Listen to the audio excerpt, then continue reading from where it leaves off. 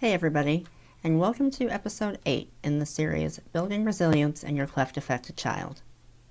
Today I'm talking about coping mechanisms, both the good and the bad. So be sure to watch all the way to the end as I share coping strategies that work for me, others that didn't.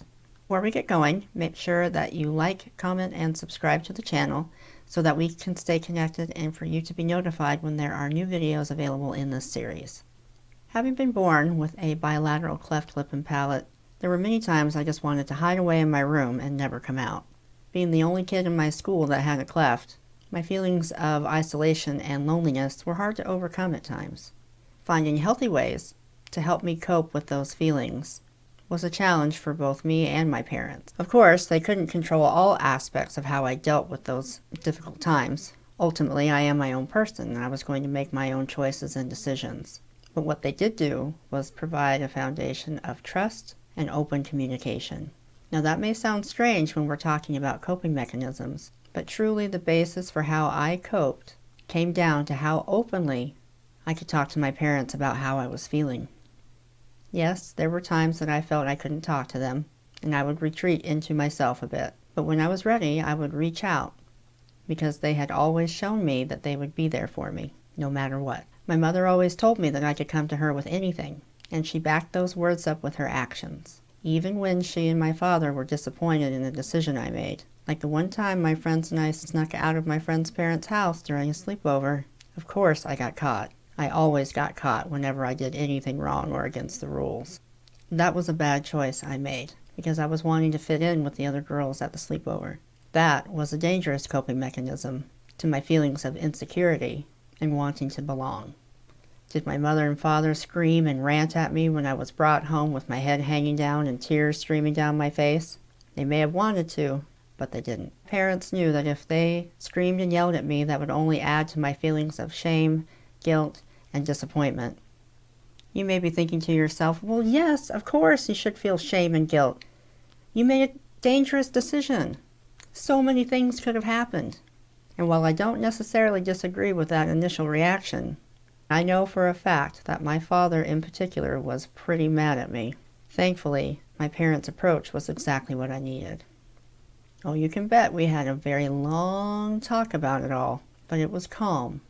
There was no yelling, no screaming, and you can bet I had punishment coming. I was grounded and had my privileges taken away. But the toughest part of the conversation came from my mother. That was when she told me that the easiest thing to lose and the hardest thing to earn back is their trust. If they couldn't trust me to make good choices for myself, how could I be given permission or privileges that I wanted?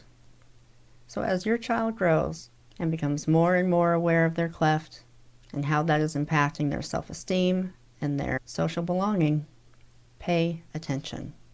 If you aren't paying close attention, dangerous coping mechanisms can go unnoticed.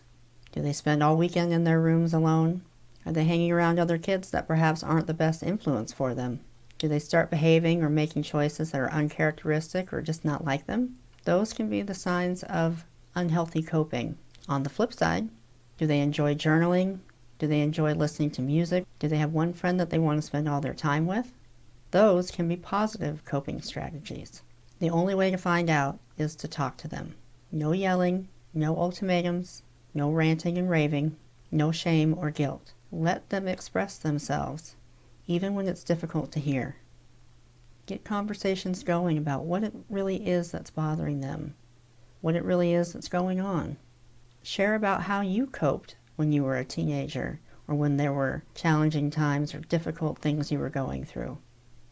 What was good? What was bad?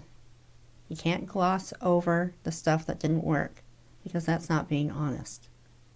Connection is key, and that happens over time. So pay attention. Start these conversations when you notice even the slightest change. Building trust with you and your child is imperative. And remember, it's a two-way street. It begins with how you interact and work with your child. They'll take their cues from you.